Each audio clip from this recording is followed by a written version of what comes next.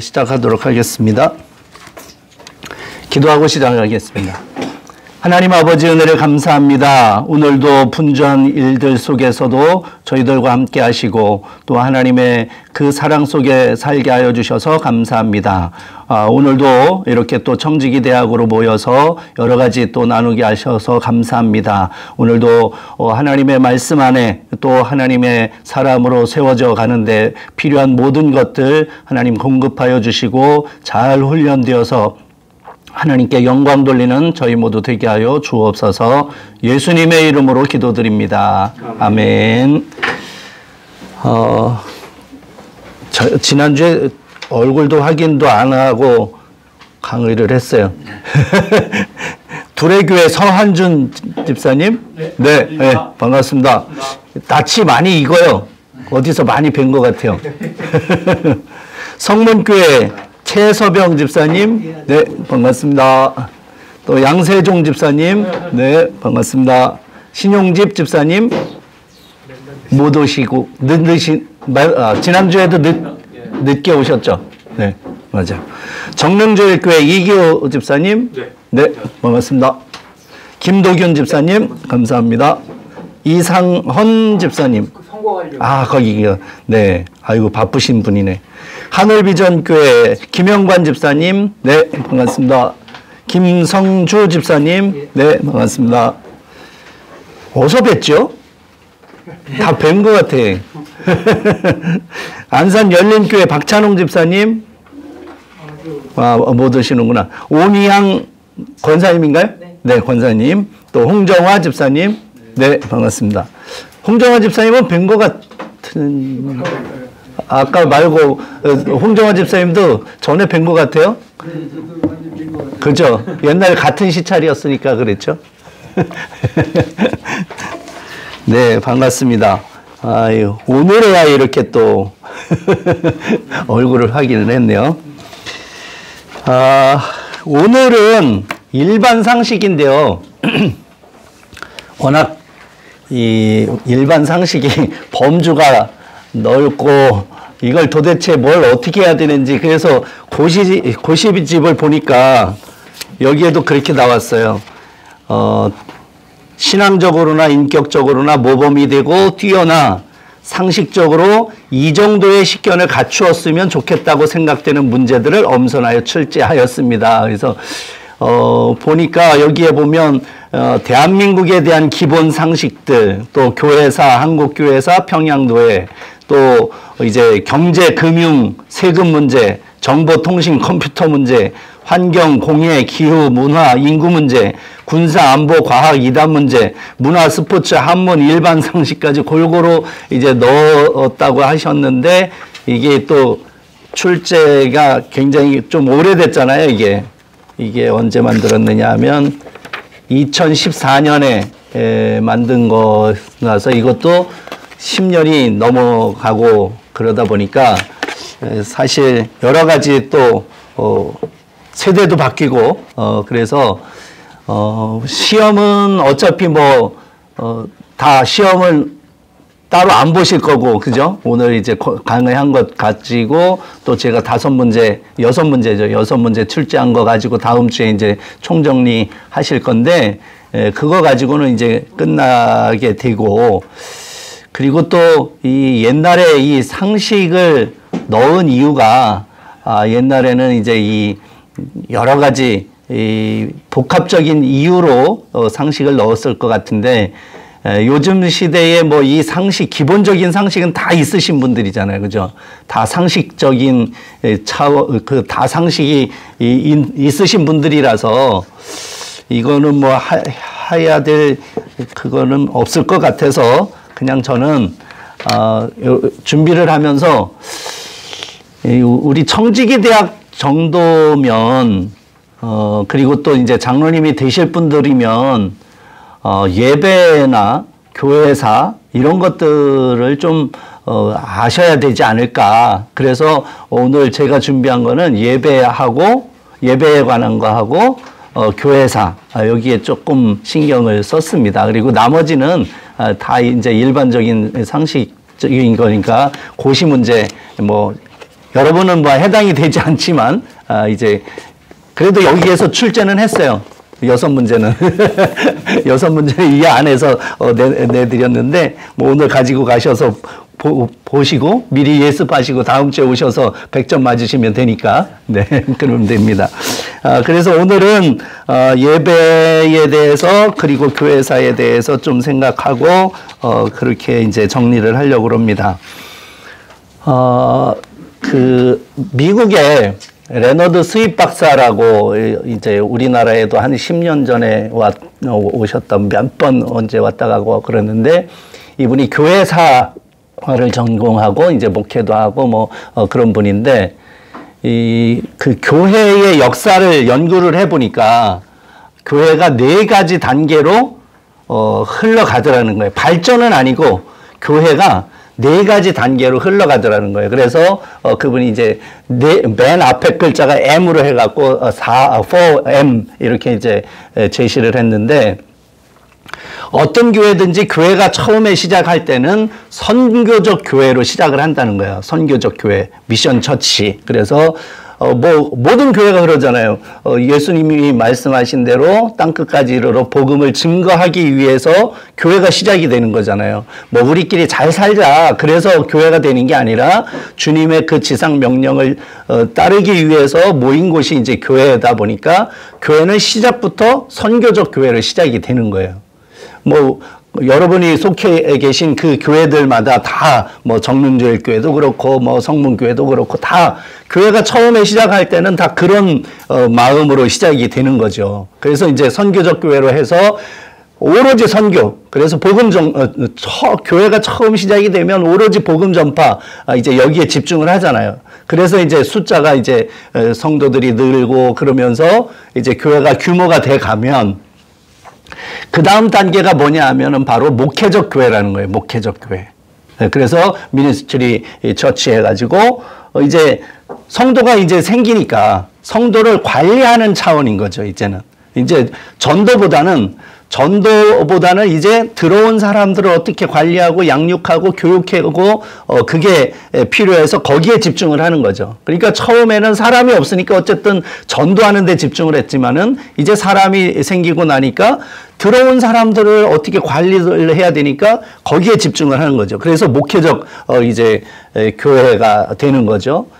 그러다 보니까 이제 목회적 교회가 돼버리니까 이제는 선교적 열망은 점점 적어지는 거죠. 뭐 우리 교회들이 다 그런 거죠.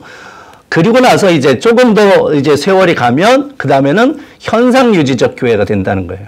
이제는 이 교회 안에 있는 성도들 관리만 하다 보니까 이제 선교적 열망도 사라지고 어찌됐든지 이제는 요 현상을 유지를 해야 되겠다. 여기에 이제 집중을 해서 이제 현상 유지적 교회로 가고 그러다가 이제 세월이 가면 이제 선교도 안 해요.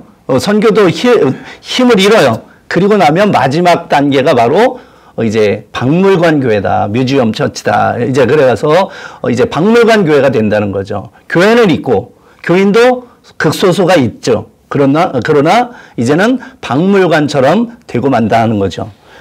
그것이 현실로 지금 이제 이루어지고 있는데 우리나라도 가끔 그런 교회들 있잖아요. 카페로 바뀌는 교회들. 그러니까 아예 개척하면서 카페로 하시는 분들도 있지만은 요즘 보면 이제 그 예배당을 크게 지어서 갖거나 아니면 문제가 있어서 넘기거나 이러고 가면 그 예배당을 산 사람들이 카페로 바꾸는 경우가 많이 있죠.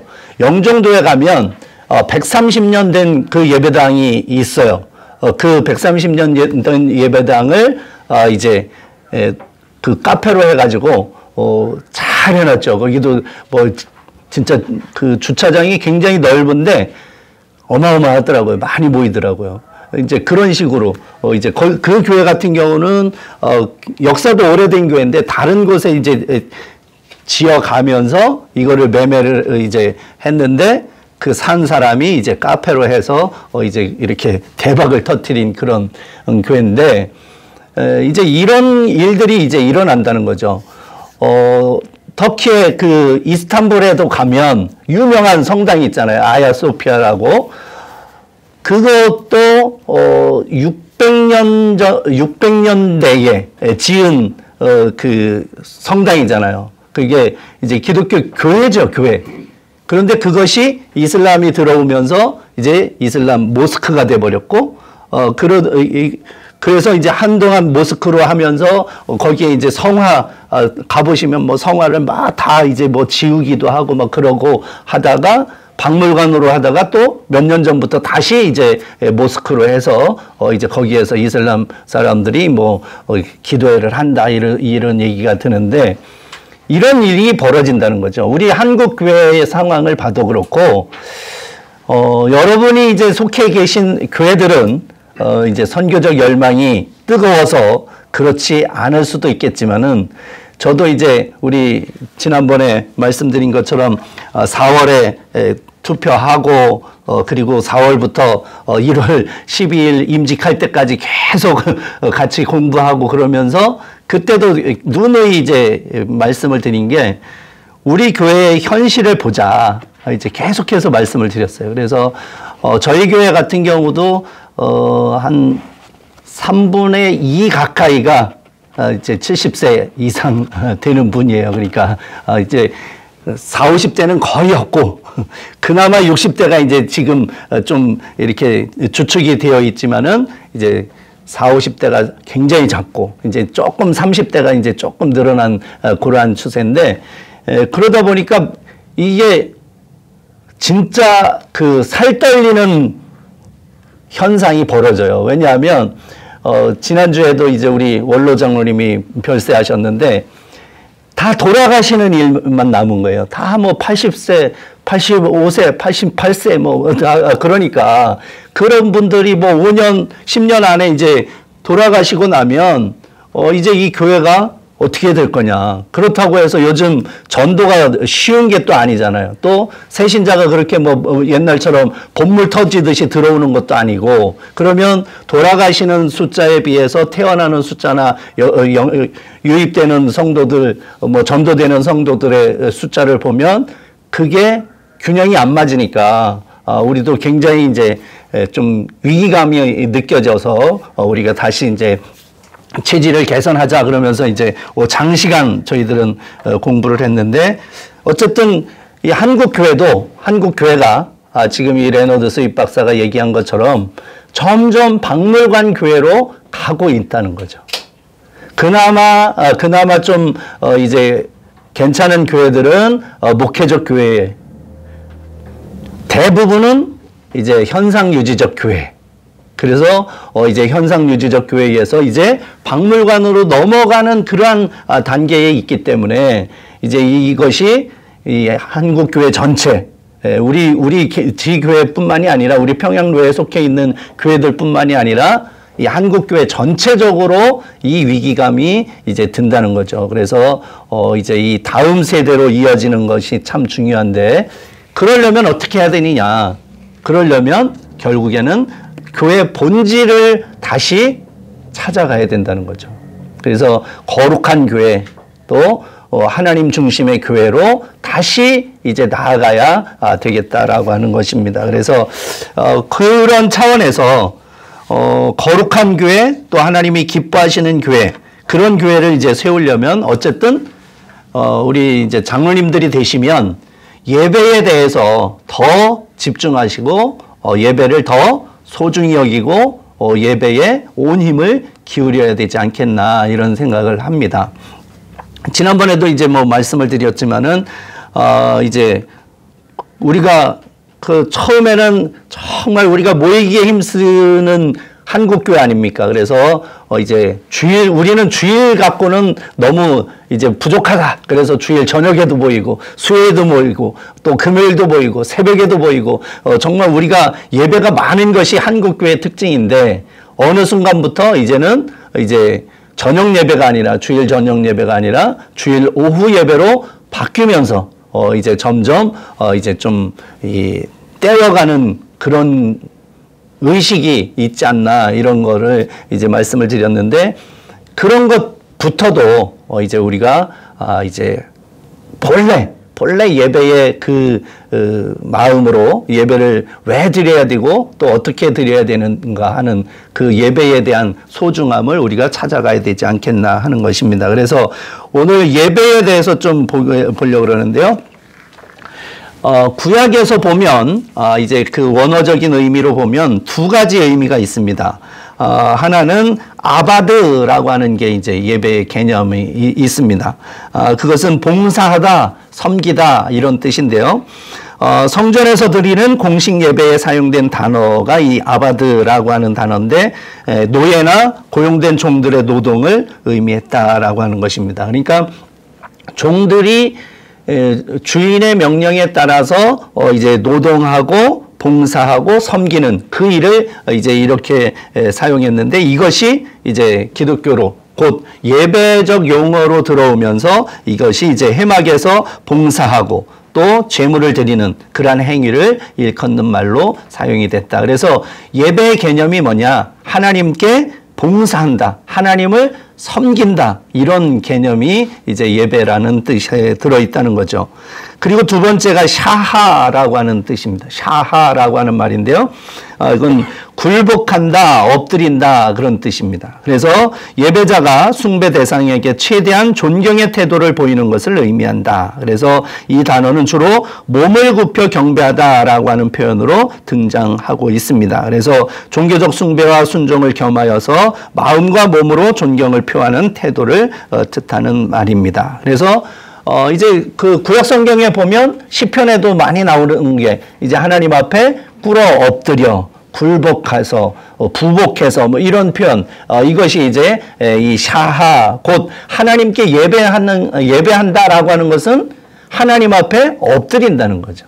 하나님 앞에 굴복한다는 것. 이게 이제 예배라는 뜻이죠. 그래서 하나님 앞에 나와서 예배를 드린다는 것은 이제 하나님을 섬기면서 또 하나님을 최고로 존경하면서 그 앞에 엎드리는 것. 이게 바로 예배다. 그러니까 우리의 마음 자세가 이래야 된다는 것이죠. 뭐 우리가 원래 이제 예배가 이런 마음으로 우리는 예배를 드렸잖아요. 그런데 어느 순간부터 가만히 돌아보면 내가 하나님 앞에 정말 엎드려서 예배하고 경배하는가? 돌아보면 그렇지 아니하고 이제 사람 의식해서 내가 빠지면은 또 어쩌고 저쩌고 이런 생각 때문에 이제 우리가 예배에 대해서 예배의 소중함을 좀 이제 간과하지 않았나 생각을 합니다. 그래서 구약적인 개념에서는 이렇게 이제 섬긴다, 그리고 엎드려 굴복한다. 이게 이제 예배의 개념이고요. 신약에서는 이제 또 세 가지 단어가 있습니다.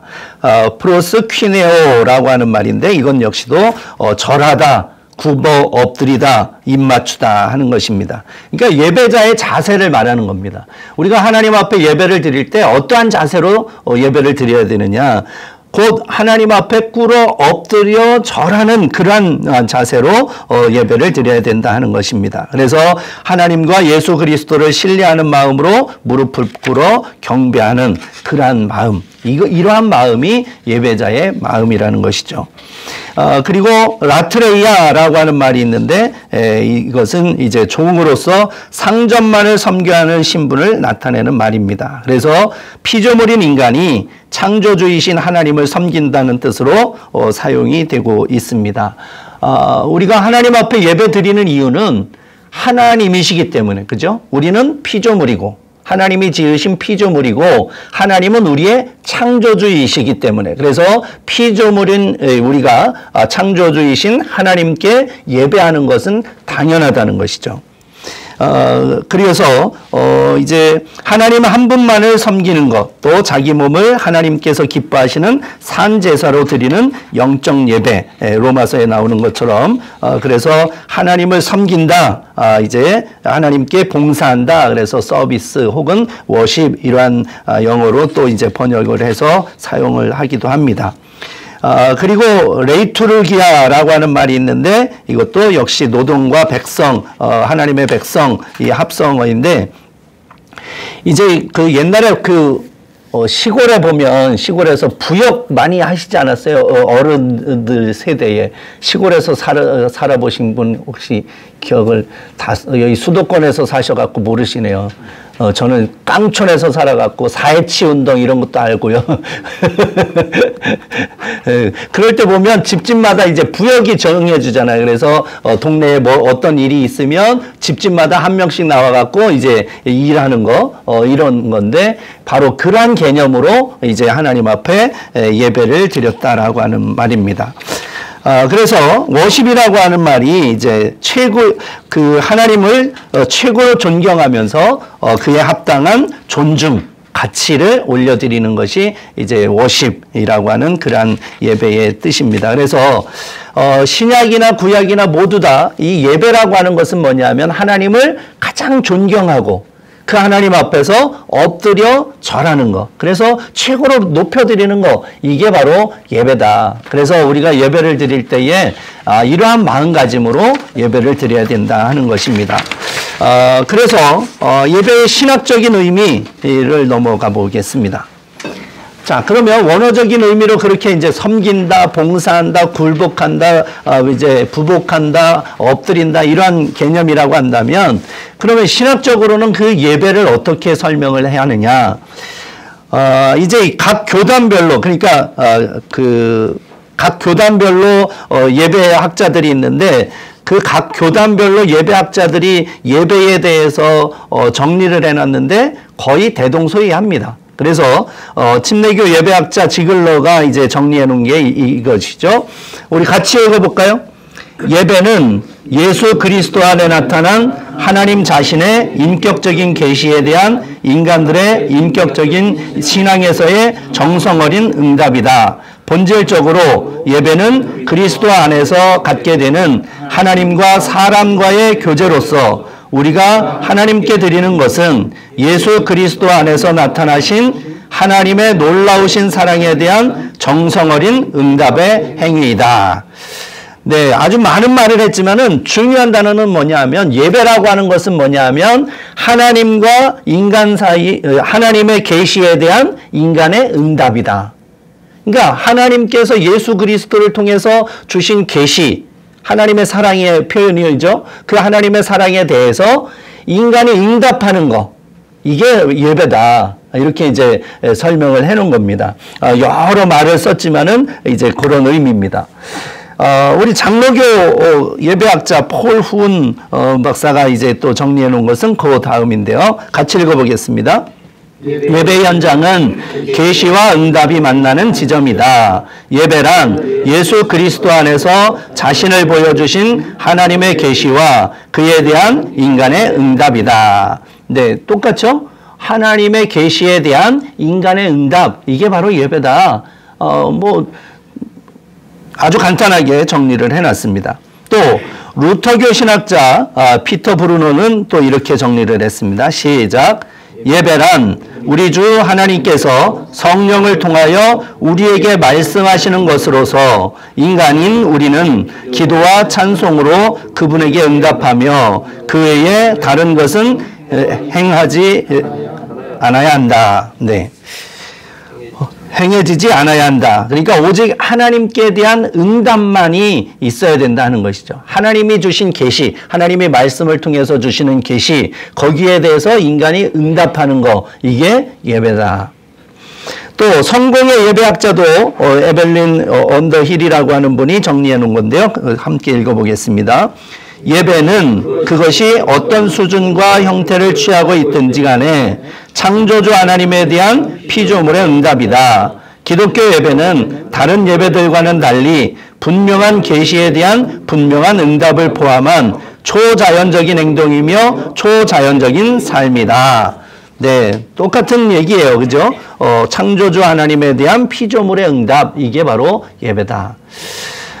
그러니까 모든 교단의 모든 그 예배학자들이 얘기하고 있는 게 거의 똑같은 얘기예요. 하나님이 우리에게 주신 예수 그리스도를 통해 주신 그 계시에 대한 그 하나님의 사랑에 대한 응답, 우리가 하나님께 응답하는 행위, 이게 바로 예배라는 얘기죠.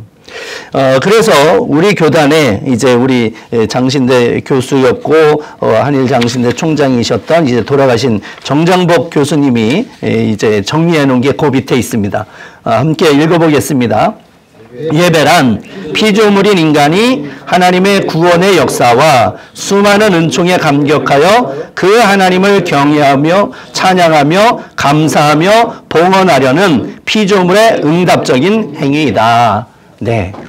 우리말로 이제 잘 정리를 해 놓으셨는데, 그래서 제가 신학교 다닐 때 그때 이제 정리를 해 주신 게 그 밑에 있는 말이에요. 그래서 이거 외워서 썼어요. 외워서 썼고, 이제 저희도 이제 그 항존직 교육할 때마다 이거 외워서 쓰세요라고 했어요.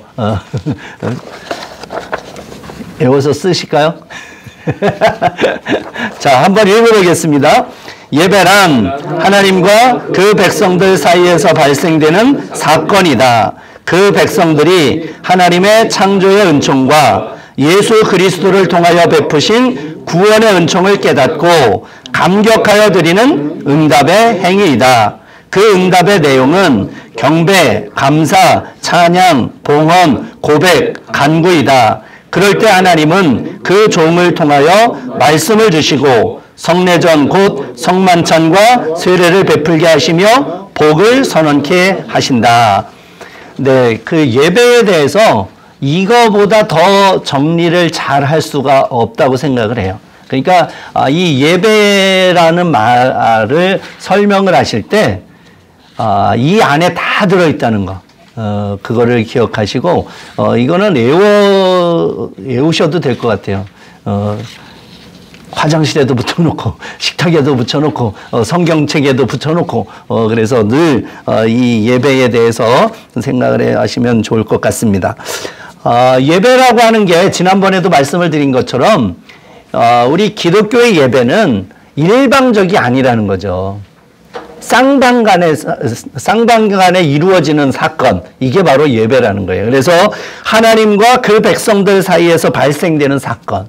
그러니까 일방적이 아니에요. 타 종교들은 다 일방적이잖아요. 그죠? 그냥 뭐 부지런히 계속 구하기는 하는데 뭔가 위에서 이루어지는 것은 없는, 그게 이제 타 종교 의식인데, 우리의 예배는 그렇지 않다는 거죠. 우리의 예배는 하나님과 하나님의 백성인 우리 사이에서 발생되는 그 사건, 그것이 예배라는 것이죠. 그래서 예배의 시작은 결국 하나님으로부터 시작이 되는 것을 알 수가 있어요.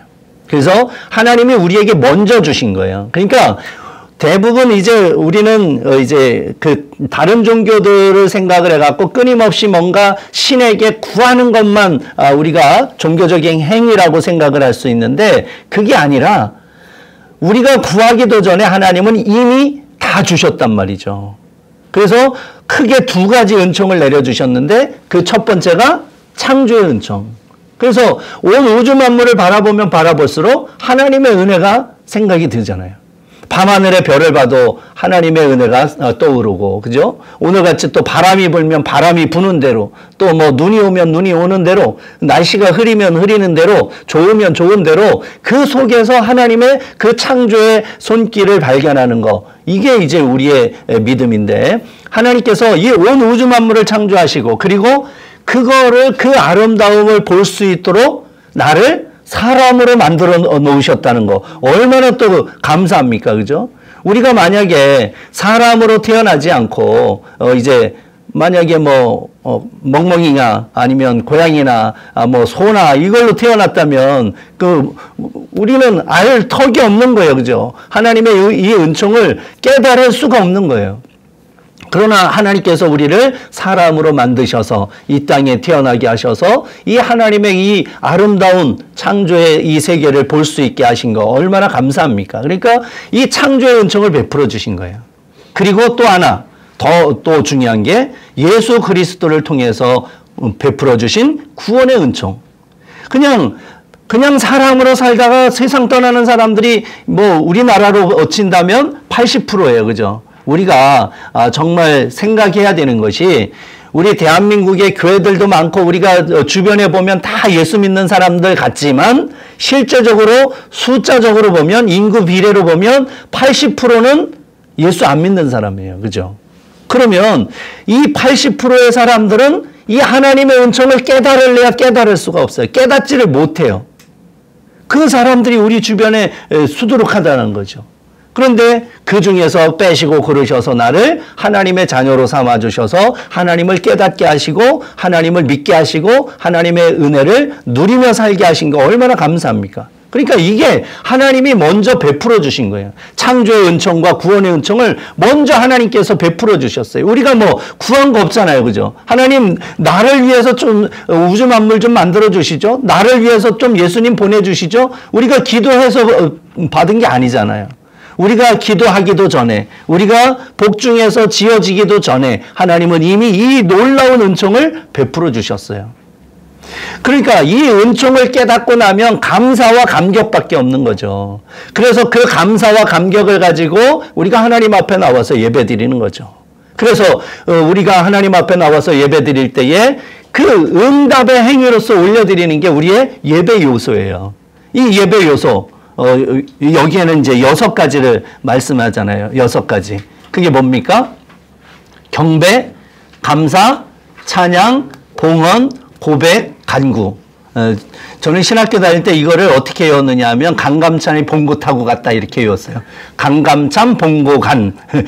경이니까 강으로 해갖고 강감찬 봉고 간 이렇게 외우니까 아직도 기억하잖아요. 몇십 년이 지나도 그죠? 경배, 감사, 찬양, 봉헌, 고백, 간구. 이게 우리가 하나님 앞에 올려드리는 응답의 행위예요. 그죠? 그러니까 하나님이 우리에게 이 창조의 은총과 구원의 은총을 베풀어 주시니까 너무너무 감사해서 경배하고 감사하고 찬양하고 봉헌하고 고백하고 간구하고 이게 하나님 앞에 올려드리는 거예요. 이게 응답이죠.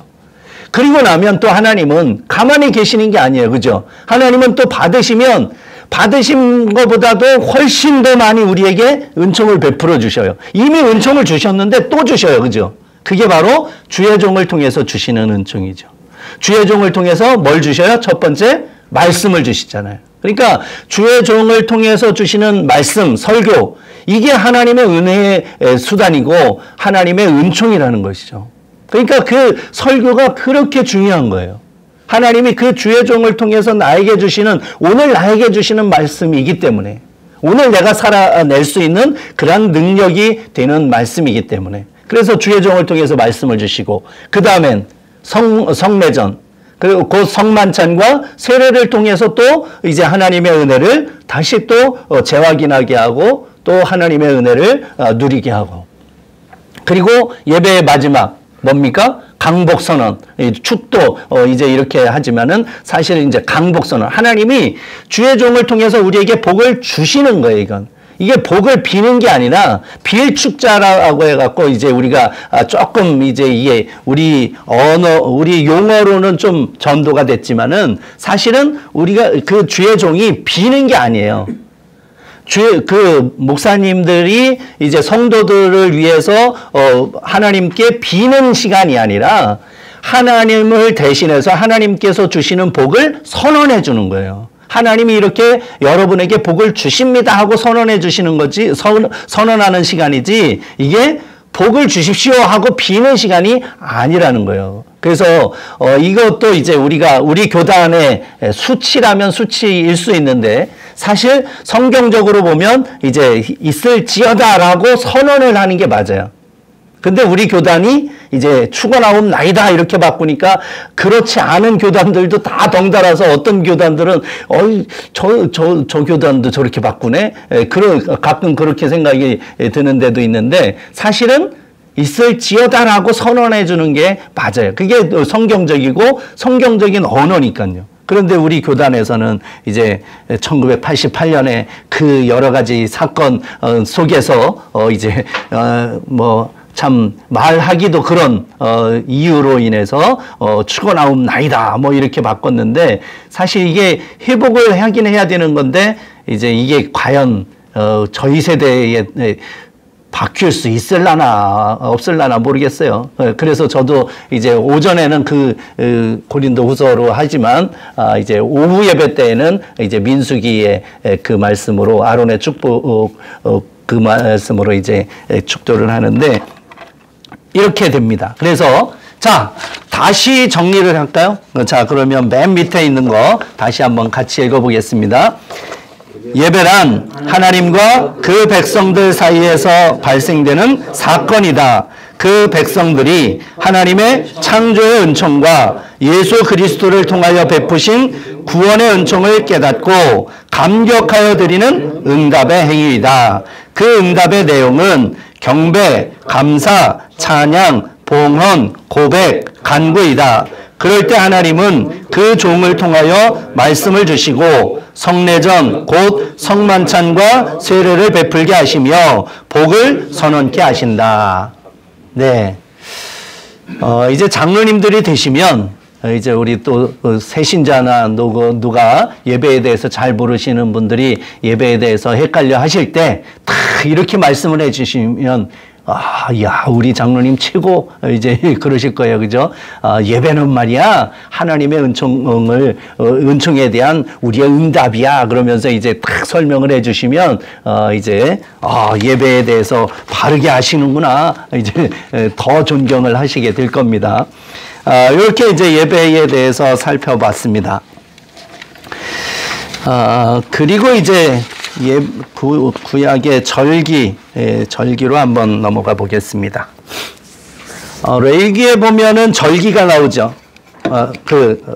3대 절기, 그죠? 그래서 이스라엘 남자들은 1년에 3번은 반드시 하나님 앞에 나와야 된다. 그 절기가 바로 이 3가지 절기죠. 3가지 절기. 어떤 게 있습니까? 유월절, 그 다음에 맥주절, 그 다음에 수장절. 이제 이 3가지인데, 6월절은 어떤 절기일까요? 6월절. 6월절. 다 아시면서 대답을 안 하시네요. 그죠? 뭘 다 아는 걸 그렇게 물어요. 입 아프게. 이스라엘을 출애굽시키신 그 하나님의 은혜. 그래서 그 출애굽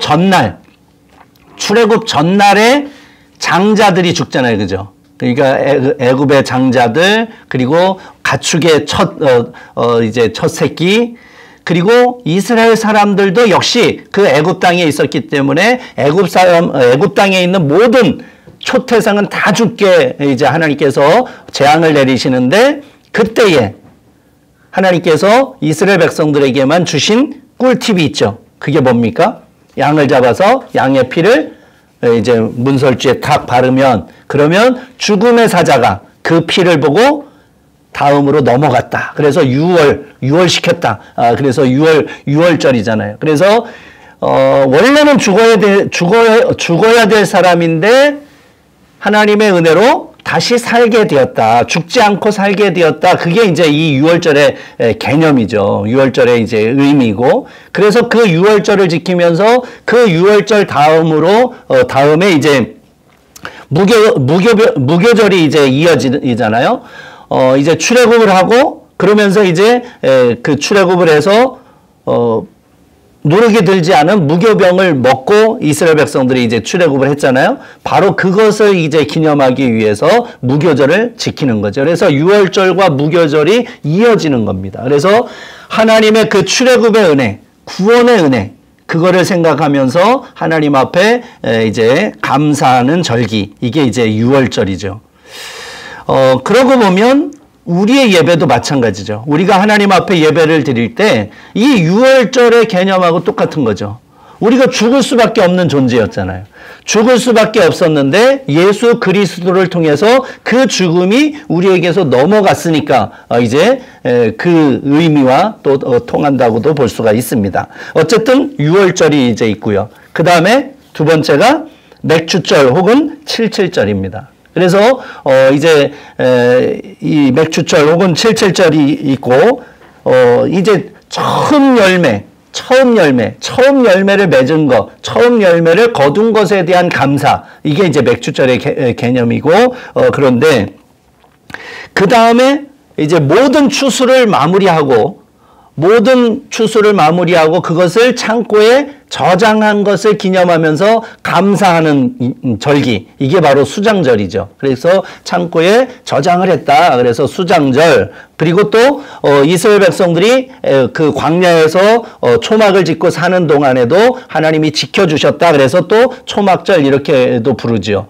그래서 이 세 가지 절기가 있단 말이죠. 이 세 가지 절기를 가만히 생각해 보면 정말 하나님의 은혜죠. 우리가 구원받고 우리가 하나님 앞에 나와서 예배 드릴 때에 바로 이러한 마음을 가지고 예배를 드려야 마땅한 거죠. 우리를 구원해 주셨고 우리에게 매일매일 필요한 것을 공급해 주셨고 우리를 보호해 주시고 여기까지 인도해 주신 거. 그래서 감사하며 예배 드리는 거. 이게 이제 우리의 예배의 마음 자세인 거죠. 이런 마음으로 우리가 하나님 앞에 예배를 드려야 된다 하는 것입니다. 그래서 이스라엘 백성들은 이것을 자자손손 기억하게 하기 위해서 늘 자녀들에게 가르치잖아요.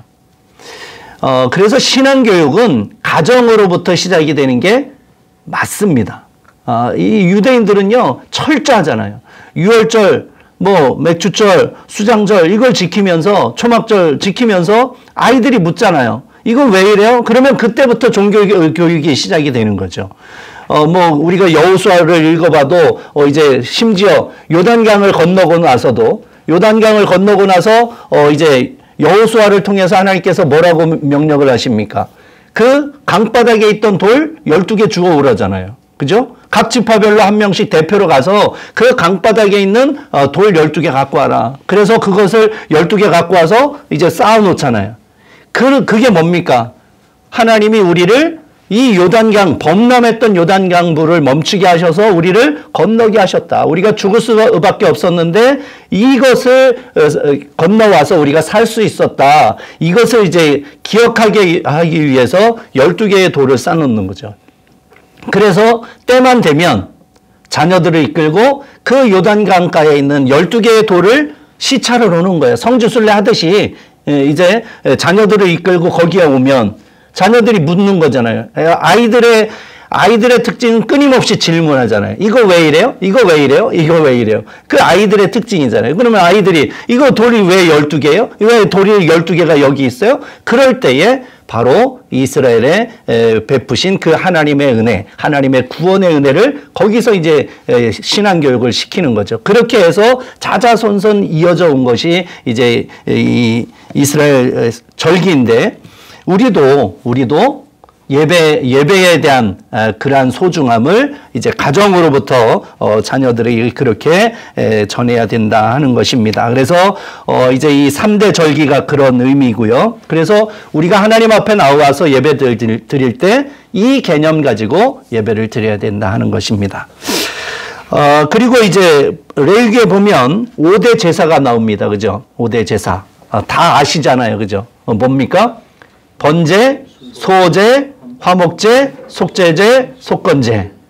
자, 번제는 어떻게 드리는 제사죠? 번제.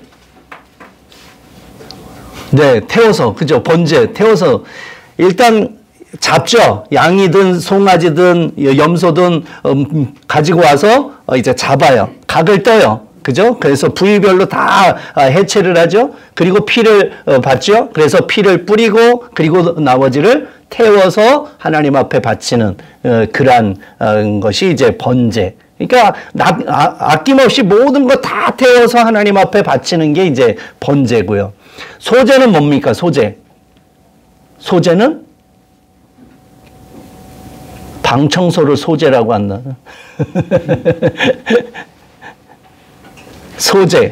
소제가 곡식 가루를, 그죠? 곡식을 가루로 내서 하나님 앞에 올려드리는 제사. 그래서 이제 가루가 될 정도로 가루가 되어서 가루로 만들어서 하나님 앞에 드리는 것처럼 우리도 우리 자신을 그런 마음으로 드려야 된다는 거죠.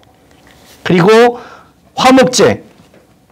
이제 번제와 소제는 그 제사의 어떤 형태이고 화목제, 속제제, 속건제 같은 경우는 이제 이 제사의 그 의미가 들어있죠.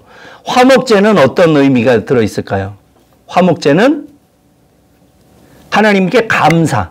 그래서 하나님과 우리 사이에 그 어그러졌던 관계가 회복된 것에 대해서 감사하는 의미가 들어있습니다. 그래서 이 화목제 제물은 또 이제 나눠 먹게 되어 있잖아요. 나눠 먹으라. 그래서 나눠 먹으면서 하나님의 은혜를 나누는 의미가 있습니다. 그리고 속죄제. 속죄제는 계명과 이제 십계명이 있잖아요. 율법이 있잖아요. 그것을 범했을 때 그 하나님 앞에 범죄한 거죠. 그 범죄한 것에 대해서 하나님 앞에 이제 사죄의 은혜를 구하며 드리는 제사. 이게 이제 속죄제죠. 내가 이런 죄를 저질렀습니다. 그래서 이제 그 죄에 대해서 하나님 앞에 구하며 드리는 제사. 그게 속죄제고, 속건제는 뭐죠? 비슷한데.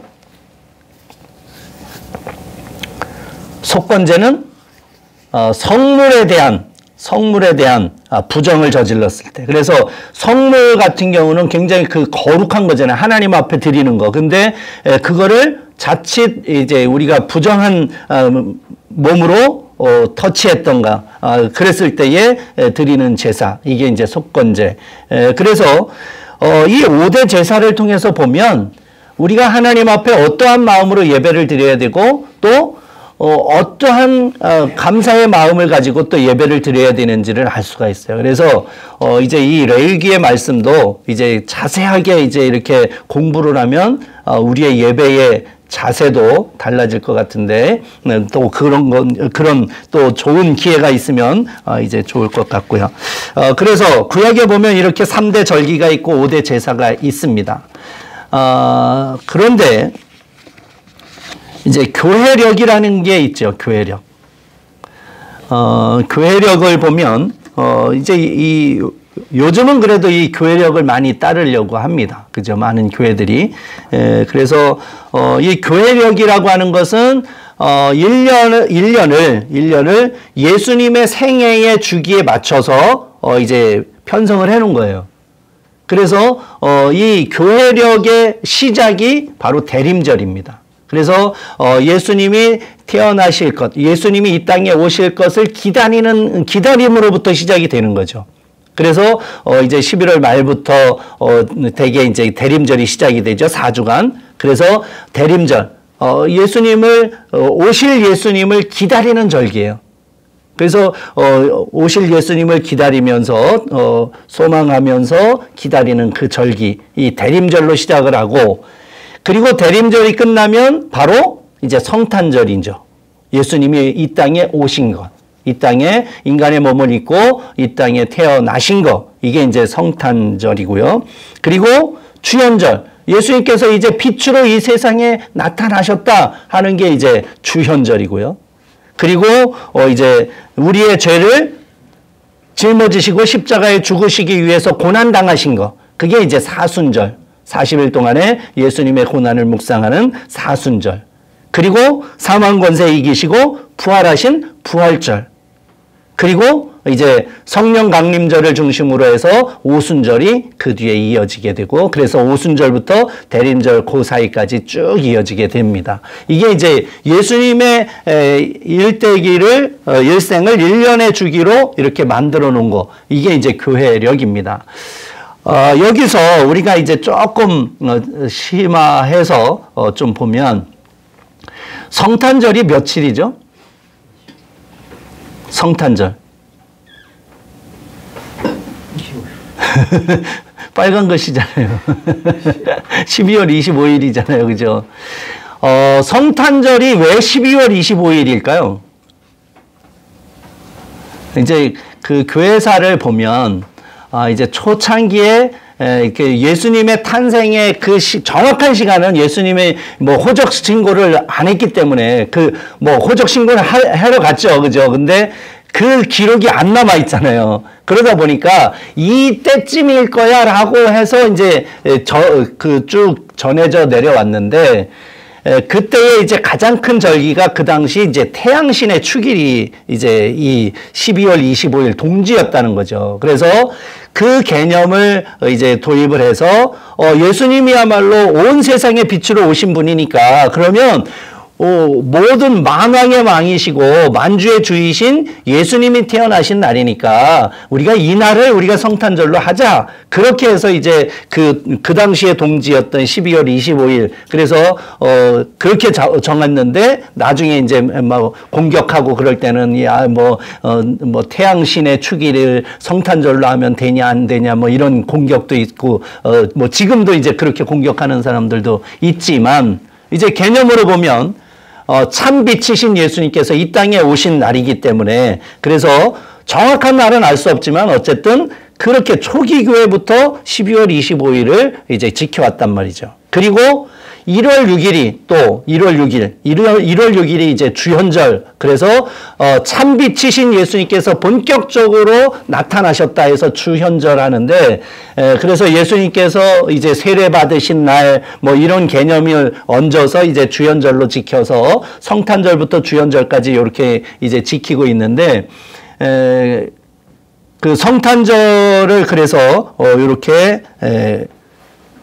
아주 초기부터 교회 초기부터 이제 그 시즌에 맞춰서 지키고 있습니다. 그런데 이게 이제 동방교회와 서방교회가 좀 다르죠. 그래서 서방교회 같은 경우는 12월 25일에 딱 정해놓고 있지만은 또 동방교회 쪽은 1월 6일 여기에 이제 맞춰놓고 그래서 이제 약간 동방교회와 서방교회가 약간 다르지만 우리는 서방교회의 흐름을 따라서 12월 25일에 이제 이렇게 지키고 있지만은 어쨌든 정확한 날은 알 수 없으니 이제 정해놓고 이렇게 지키고 있다라고 하는 것이죠. 그리고 이제 또 중요한 것이 이제 그 부활절. 우리 여기 문제집에도 보면 부활절 날짜를 어떻게 정합니까? 라고 문제도 나와 있어요. 그죠? 혹시 문제 보신 적 있어요? 고시 문제집? 이 책. 구입 안 하셨나요? 이 책 팔아먹어야 되는데. 이거 책 빨리 팔아야 이거를 우리가 외부로다가 웹상에 제가 고시부 할 때부터도 이게 요즘 시대에 무슨 책을 팔아요. 이거 10,000원이거든요. 고시를 보실 분들은 10,000원 내고 사가셔야 돼요. 그런데 왜 책을 팔아요? 그냥 홈피에 올려놓으면 되잖아요. 그래서 제가 그거를 제 때에 이거를 다 워드 작업을 해서 올리려고 했더니 그때 이제 사무실장님부터 해서 워워 시키시더라고. 왜냐하면 그 당시에도 300권이 남아있대요. 이 남아있는 거, 이거 인쇄비 빼야 되고, 이거 남아있는 거 처리 어떻게 해요? 그러면, 그래서 이거 다 소진하고 나면 하신다 그랬는데, 지금도 많이 남았죠, 목사님. 그죠? 이거 안 될 것 같은데. 근데 여기에 보면, 이제 부활절, 날짜를 기산하는 방법이 나와요. 여기 문제도. 혹시 기억하고 계신 분 계세요? 부활절. 부활절이 보면 어떤 해는 4월 셋째 주가 되고 어떤 해는 뭐 4월 첫 주가 되기도 하고 뭐 그래요. 그죠? 3월 말부터 4월 셋째 주까지 왔다 갔다 한단 말이에요. 왜 그래요? 부활절 뭐 같아야 되는 거 아니에요? 왜 그럴까요? 이 책을 좀 파시지. 오늘 가실 때 한 권씩 사가세요. 우리도 좀 영업을 해야 되겠네. 언제일까요? 어떻게 해서 이게 부활절을 잡을까요? 여기에 보면 춘분 후 만월이 지난 첫 번째 주일 이렇게 돼 있어요.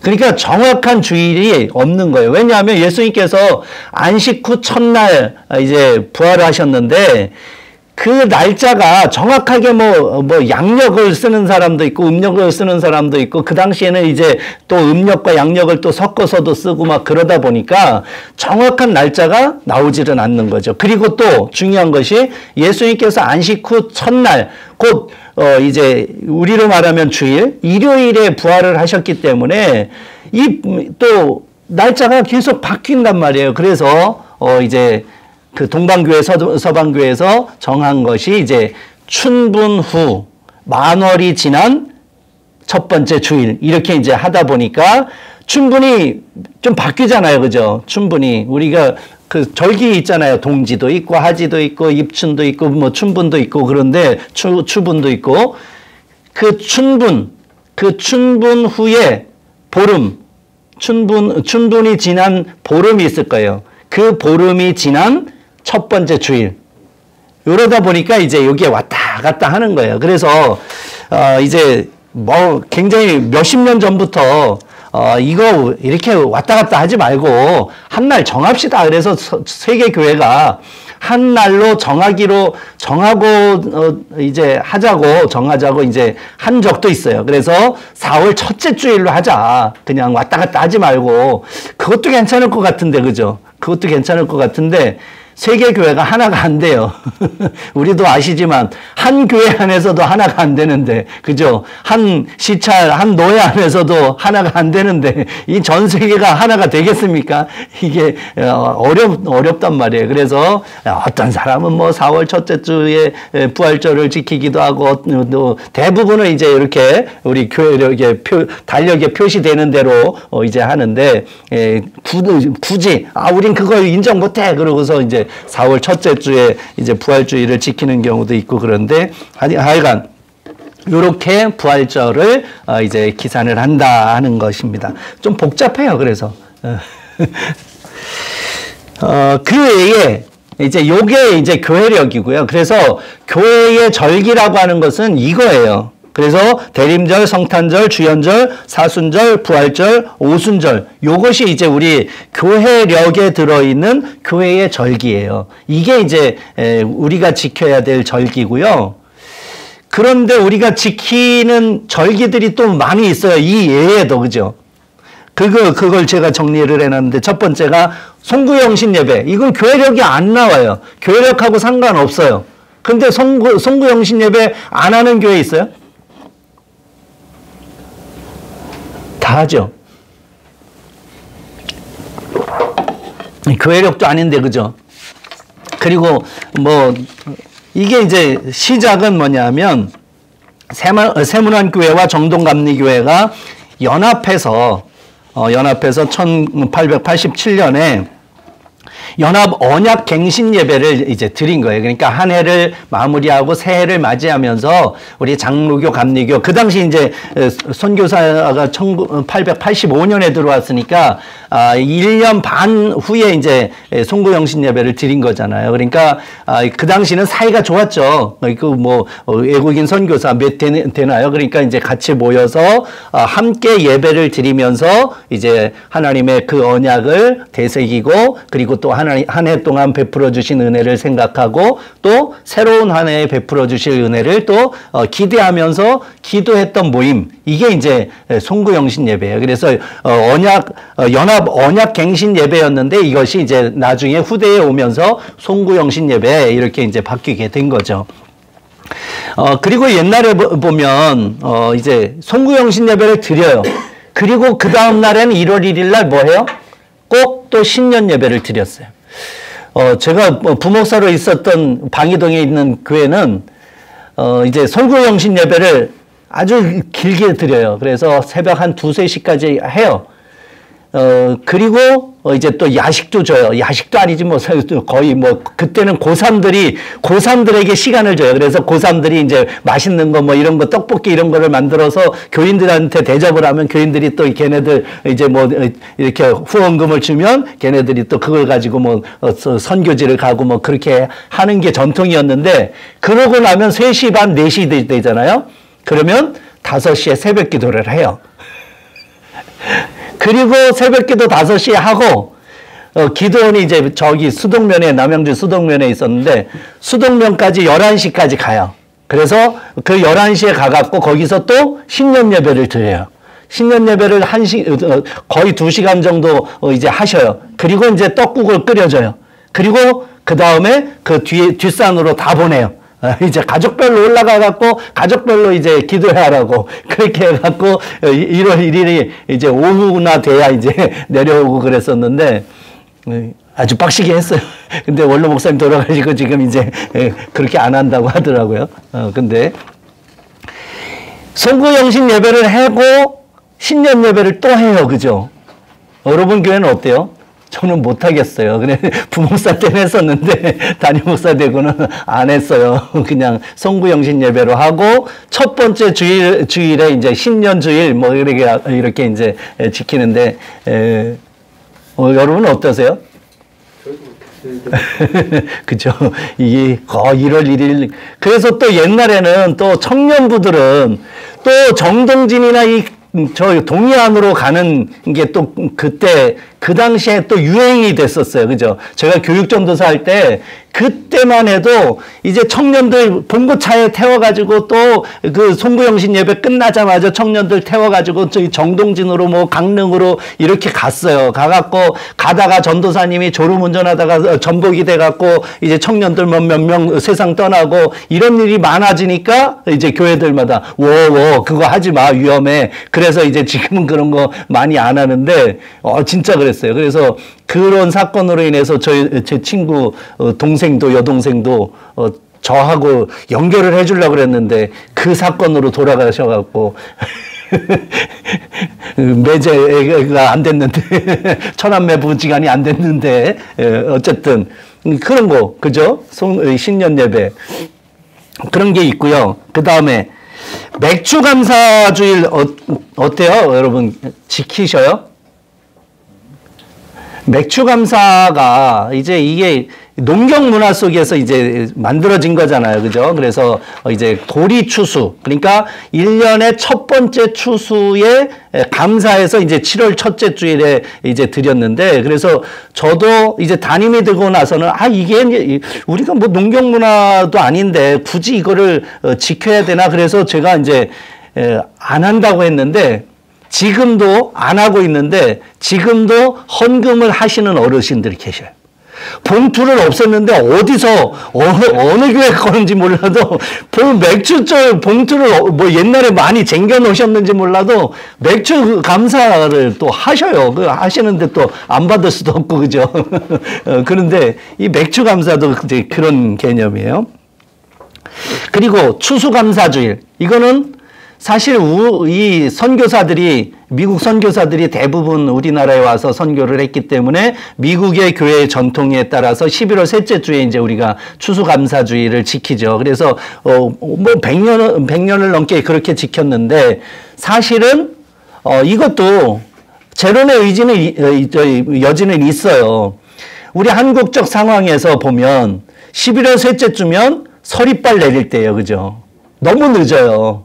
지금 현실적으로 시골에서도 추수감사절을 11월 셋째 주에 하면 논밭에 아무것도 없고 그야말로 황량할 때에 그때 추수감사절을 지켜야 돼요. 그래서 저도 이제 10월 첫째 주 혹은 둘째 주에 맞춰서 이제 많이 바꾸고 있는데 요즘 이런 것도 사실은 뭐 그게 11월 셋째 주가 법은 아니니까 그죠? 어쨌든 1년을 감사하면서 감사하는 마음으로 하나님 앞에 드리는 것이 추수감사주일이니까 그래서 저희는 이제 추수를 안 하니까 작년부터는 감사저금통을 합니다. 그래서 송구영신 예배 때에 감사저금통을 드려요. 작년에 같은 경우는 이제 검색을 하다가 미처 못 찾아서 돼지저금통을 드렸는데 올해는 여유 있게 찾다 보니까 양저금통이 있더라고요. 양. 그래서 1년 동안 양 한 마리를 드리자. 그래갖고 양을 요번엔 또 너무 커.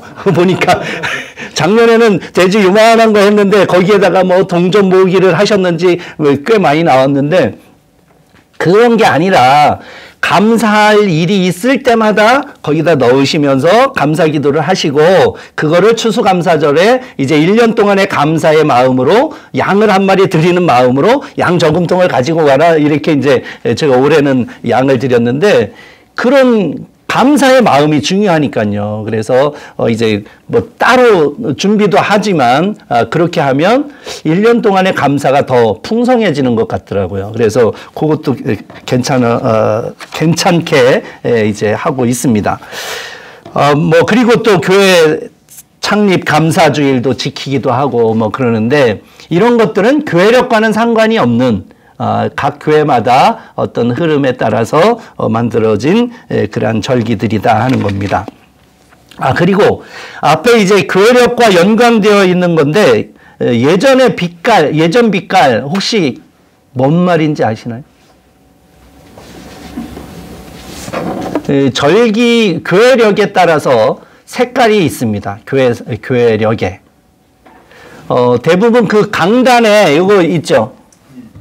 이 색깔. 이거를 말하는 거예요. 이게 예전 색깔인데, 지금이 이제 다음 주부터 이제 사순절이 되니까, 돌아오는 주일은 삼위일체 주일이고, 이제 그 다음 주일이 이제 사순절이 시작이 되는데, 사순절은 혹시 무슨 색깔인지 기억하십니까? 네. 보세요. 사순절. 보라색. 그러니까 고난을 상징하는 거. 이게 보라색. 그리고 또 보라색을 또 쓸 때가 있어요. 그게 대림절. 그래서 대림절. 이 보라색은 또 권위를 나타내기도 합니다. 고난만이 아니라 권위도 나타내기 때문에 만왕의 왕으로 오신 예수님을 이제 기대한다 해서 대림절 때도 보라색을 씁니다. 그래서 사순절과 대림절 때 이제 보라색을 쓰고요. 흰색은 이제 또 성결을 의미하죠. 그래서 주연절 그리고 부활절 이때 이제 쓰고요. 붉은색, 빨간색이죠. 빨간색. 이거는 보혈을 상징하죠. 그래서 고난주일, 성령 강림주일, 또 불을 상징하니까 성령 강림주일 이렇게 쓰고요. 초록색은 이제 성장을 의미해서 이제 주연절 후 7주간 사용하고 그 다음에 성령 강림주일 다음 주일부터 대림절 전주까지 굉장히 오래 제일 많이 그래서 흔하게 기억되는 것은 초록색이죠. 늘 초록색이 얹어 있는 것 같은데 어느 날 갑자기 보라색이 되고 어느 날 갑자기 흰색이 되고 빨간색은 진짜 빨간색하고 흰색은 잠깐 있고 대부분은 이제 초록색이 걸려 있죠. 이게 이제 예전 색깔이고요. 자, 그다음 금방 끝날 것 같은데 금방 안 끝나네요. 자, 이제 교회사를 잠깐 살펴보고 가겠습니다. 고시 문제집에 있는 것을 기초로 해서 이제 좀 생각해야 될 거라고 생각하는 것만 골라서 이제 기록을 했습니다. 카타콤이 뭡니까? 카타콤은 로마의 핍박을 피해서 기독교인들이 숨어서 생활한 그 지하 묘지. 그래서 지하 묘지에 숨어서 기독교인들이 이제 공동 생활을 했던 곳, 그게 이제 카타콤인데, 소아시아 7교회 혹시 이제 가시면 데린구유라고 하는 지역을 갑니다. 갑바도기아에 있는데, 거기에 가면, 이제 그게 지하 8층까지 지하 도시가, 그런 게 뭐 몇십 개가 된다 그러더만요. 근데 거기에 가면, 거기에 이제 사람들이 사는 집이 있고, 그 다음에 공동 식사를 준비하는 그 공동 식사 구역이 있고, 그 다음에 가축도 키웠어요. 그 지하에서. 가축도 키우고, 그 다음에 예배당도 있고, 학교도 있고, 뭐 별의별 게 다 있더라고요, 진짜. 그래서 그 희한한 게 공기가 탁하지를 않아요. 이게 진짜 기가 막히게 어떤 원리에 의해서 만들었는지 몰라도 그러니까 그 지하에서 살아도 햇빛을 못 본 거 외에는 사람들이 뭐 정말 살만한 그런 환경이더라고요. 근데 이제 그 당시 초기 교회들은 박해가 너무 심하니까 로마 제국의 박해가 너무 심하니까 사람들의 낯을 피해서 시선을 피해서 그렇게 지하로 들어가서 이제 살았다는 것이죠. 그렇게 신앙을 지켰던 것이 우리의 신앙의 선배들이라는 거, 그거를 이제 여기에서 발견을 하게 됩니다. 그렇게 이제 고생하다가 콘스탄틴 대제가 AD 313년에 이제 칙령을 내려서 기독교를 공인하게 되면서 이제 그 핍박으로부터는 자유하게 되죠. 그래서 공식적인 종교, 거의 국교 이렇게 돼서 됐는데, 이게 또 이제 딜레마인 게, 이 기독교가 공식 종교로 인정되기 전까지만 해도 신앙이 굉장히 순수했어요. 그죠? 근데 공인이 되고부터는 기독교가 이제 굉장히 변질이 많이 됐죠. 왜냐하면, 이전까지만 해도 그리스도인이 된다는 것은 목숨을 내거는 거였죠. 그러니까 그 목숨을 내걸고 목숨이 위협을 당하면서도 신앙을 지키기 위해서 가족을 떠나서 동네를 떠나서 그 지하로 숨어서 신앙을 지켰던, 그래서 아주 순수한 신앙을 지켰던 사람들인데, 이제 공식적으로 기독교로 인정을 하고 종교로 인정하고, 그리고 누구나 이제 태어나면 이제 로마 시민이 되면 기독교인으로 이제 되니까 이제는 선교에 대한 열정도 사라지고요. 그죠? 그리고 이제 이 국가 권력과 결탁이 되면서 이제는 권력 중심이 된 거죠. 그러면서 변질이 되고, 그래서 이제 중세 시대에 그 타락이 오게 된 거죠. 그러니까 이제 이 종교의 자유를 얻는 것 참 좋은데, 한편으로 보면 종교의 자유를 얻는 것이 또 이런 변질을 갖고 오게 된다는 거. 참 그래요. 우리 한국교회도 그런 것 같아요. 우리 한국교회도 선교 초기만 해도 예수 믿는 게 얼마나 힘들었어요. 소위 뭐 우리 앞세대만 해도 몇십 년 전까지만 해도 이제 며느리가 교회를 다닌다는 거, 그건 소방 맞을 일이잖아요. 그죠? 그러니까 몰래 그냥 시어머니, 시아버지 눈에 띄지 않으려고 몰래 교회를 다니고 그랬던 분들이잖아요. 그럴 때는 얼마나 간절하고 얼마나 또 순수했습니까? 그런데 지금은 이제 그렇게 눈치 보면서 교회 다니는 사람은 많이 없죠, 요즘은. 간혹 또 있긴 있더라고요. 아직도 이렇게 사시나? 그런 분들도 있어요. 그죠? 그런데, 지금은 그렇지 않다 보니까 신앙에 대해서도 너무 우리가 갈급함이 사라진 느낌이에요. 그리고 순수하게 하나님을 섬기기보다는 어떤 다른 목적으로 교회를 나오는 그러한 일이 이제 비일비재하게 발견이 되는 것을 보게 됩니다. 그래서 신앙이 정말 순수하려면 어느 정도의 박해와 또 도전이 있어야 되지 않나, 이런 생각도 합니다.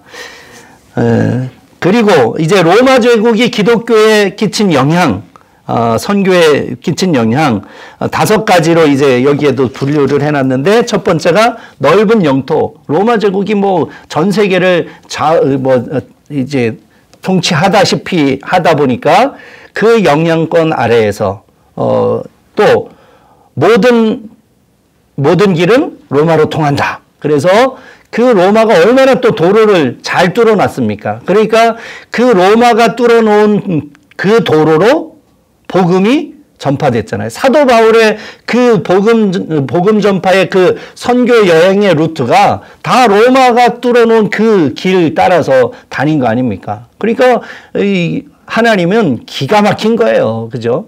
로마 시대에 그 뚫어놓은 그 길을 따라서 사도 바울이 가면서 복음을 전하고, 그래서 전 세계에 복음이 전해지는.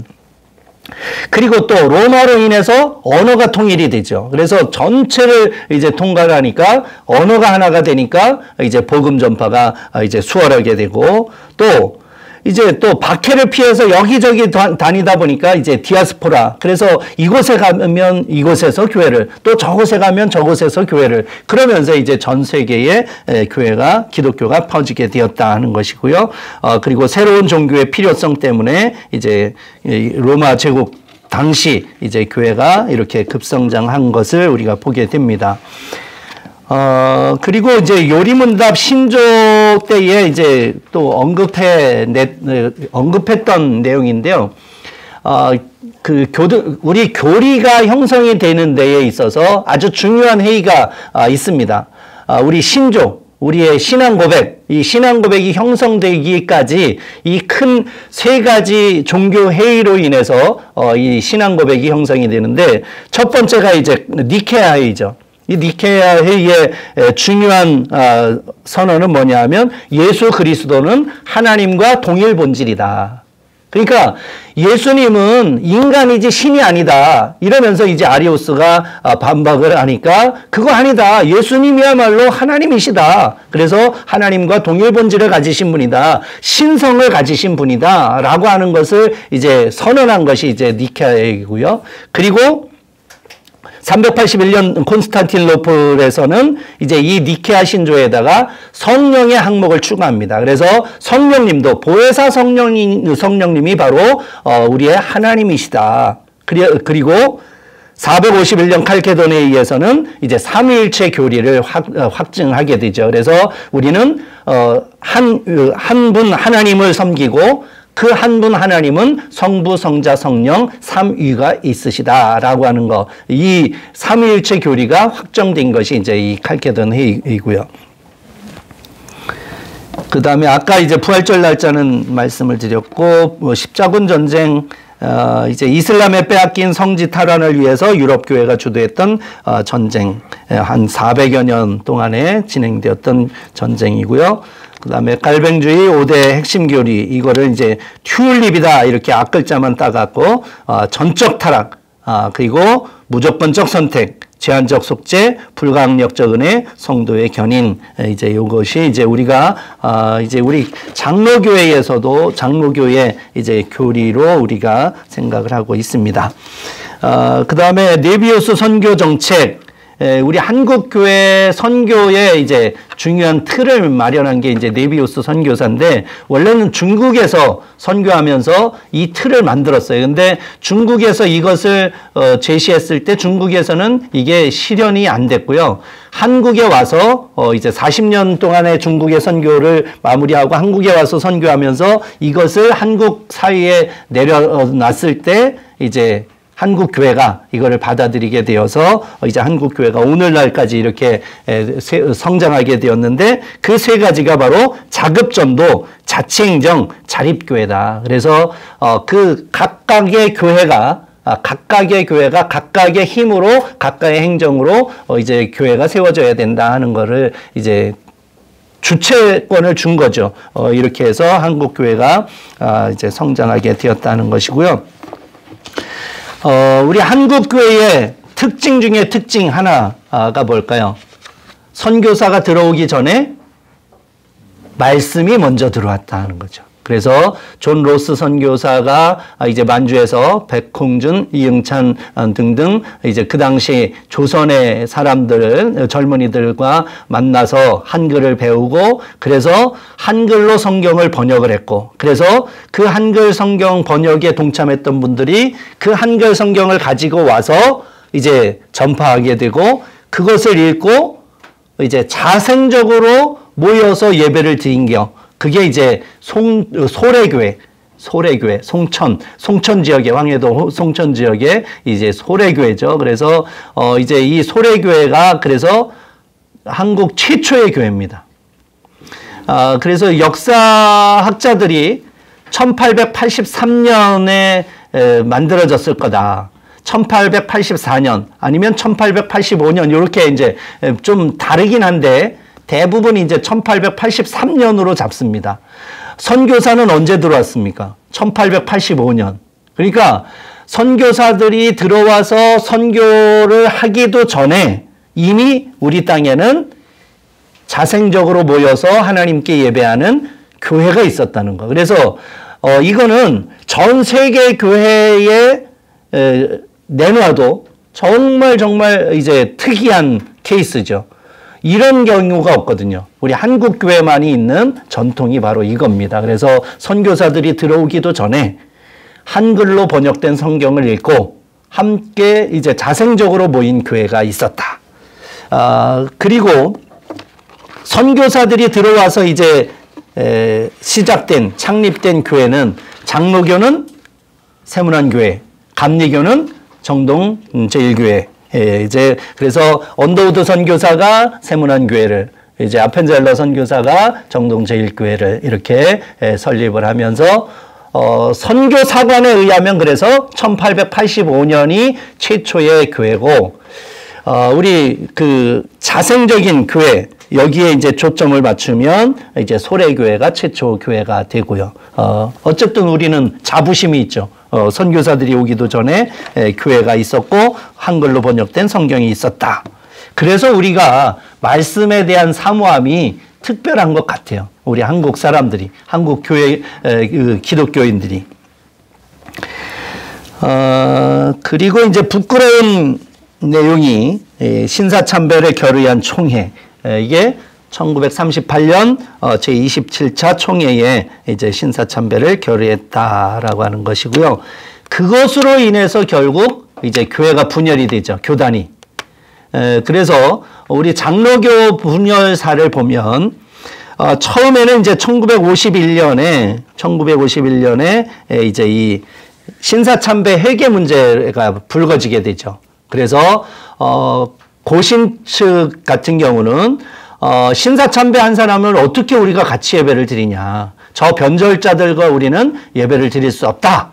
그러면서 이제 배척을 하고 그러나 또 아니다. 우리는 다 형제 아니냐. 회개하고 다 받아들이자. 회개했는데 그렇게 나가는데 이제 극구 우리는 절대 같이 할 수 없다 해서 1952년 9월 11일에 이제 그 고신파가, 고려파가 따로 이제 나가게 되죠. 그래서 대한예수교 장로회가 하나였는데 이제 고신 측이 1952년 총회를 따로 개최를 하면서 이제 떨어져 나가게 됩니다. 그리고 이제 그 다음 해에 1953년에 이제 성서 비평학 문제로 인해서 김재준 박사를 중심으로 한 성서 비평학 문제로 인해서 이제 기장 측이 분열이 되죠. 그래서 한신대를 중심으로 해서 이제 아예 우리는 당신들과 아예 결이 달라. 그래서 한국 기독교 장로회 이렇게 이름도 아예 전혀 다르게 이제 분열을 하게 됐고요. 그리고 이제 그 WCC 가입 문제로 인해서 통합과 합동이 이제 분열이 되죠. 1959년에 이제 이 문제가 불거지게 되고 그러면서 이제 통합 측, 합동 측이 이제 나뉘게 됩니다. 그래서 지금도 이제 합동 측에서는 우리를 이제 WCC 가입된 교단이다. 그래가지고 뭐 어쩌고 저쩌고 뭐 여러분도 많이 들으실 거예요. 그죠? 합동 측 교회 다니시는 분들 통해서 이제 그러는데 우리 교단은 그래서 이제 이렇게 돼 있는데 예장 통합으로 돼 있는데 합동 측은 이렇게 1959년에 분열해 나가고 그 다음부터 1979년부터는 기하급수적으로 분열이 됩니다. 아주 어마어마하게 분열이 돼서 대한예수교 장로회 해갖고 가로 열고 뭐 무슨 층 뭐 중앙층 뭐 무슨 뭐 정통 중앙층 뭐 무식이 뭐 이게 120개가 넘는데요. 지금도 그렇게 이제 어마어마하게 많이 분열이 됐죠. 합동 측에서는 참 슬픈 역사죠. 한국 교회사에. 그리고 우리 한국 교회의 교세 2024년 작년 이제 9월 총회 때 보고된 사항이에요. 그러니까 현실로 보면 2023년 기준인 거죠. 2023년에 그 교인들이 얼마나 됐느냐. 그걸 보면 우리 교단이 220만이에요. 합동 측이 225만이고 백석이 그 당시 200만인데 지금 이제 역전됐다 그러죠. 우리하고 합동 측은 점점 줄어가는데 백석은 점점 늘어가요. 왜냐하면 이 백석 측 아시죠? 백석대학교를 중심으로 해서 이 백석 측은 모든 장로교라고 붙어있는 교단은 다 받아들입니다. 그래서 매년 교단 통합이 돼요.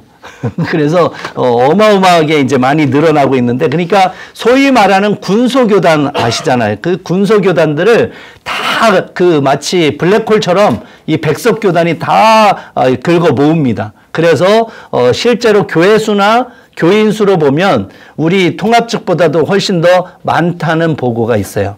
이제 2023년에는 우리보다 적었지만은 뭐 매년 통합을 하니까 매년 뭐 다른 교단을 이제 받아들이고 그러다 보니까 그리고 고신도 38만, 합신이 12만, 감리교가 111만 3천 뭐 이 정도 된다는 거예요. 그런데 이 교세가 30년 후가 되면, 30년도 아니죠. 2050년이 되면 거의 절반이 된다 그러잖아요. 절반. 이 교세가. 그러니까 지금 220만이라고 그러면 2050년쯤 되면 우리 교단도 이제 절반에 가까운 숫자로 줄어든다는 거예요. 왜냐하면 안 낳지, 전도가 잘 안 되지, 계속 돌아가시죠. 그죠? 계속 돌아가실 일밖에 없으니까. 그러니까, 이제 계속 위에서는 다 돌아가시고, 이제 밑에는, 텅 비고, 이제 그게 이제 현실화 된다는 거죠. 그러니까, 이번에 장로님 되시는 여러분들이 어깨가 무겁습니다.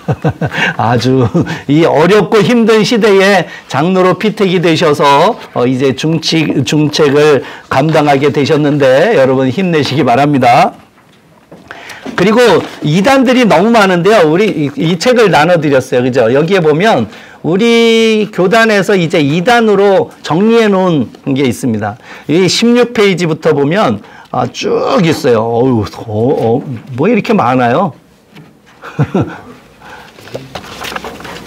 웬만하면 다 이단이에요. 우리가 모르는 이단도 많아요. 그죠? 여기에 보면. 그래서 다락방도 있고 파곡수도 있고 뭐 아유 참 이렇단 말이죠. 그러니까 우리가 우리의 신앙을 지키기도 힘든데 이 이단들까지 이렇게 판을 치니 더군다나 요즘 또 뭐 이 광화문에서 뭐 이상하게 막 또 이게 얘기하는 분이 또 그죠? 이제 목사의 타이틀로다가 또 하시니까 또 더더군 하신다고 얘기를 하면 좀 그렇겠다. 하여간 그러니까 그죠? 더군다나 이게 전도가 힘들어요. 그죠?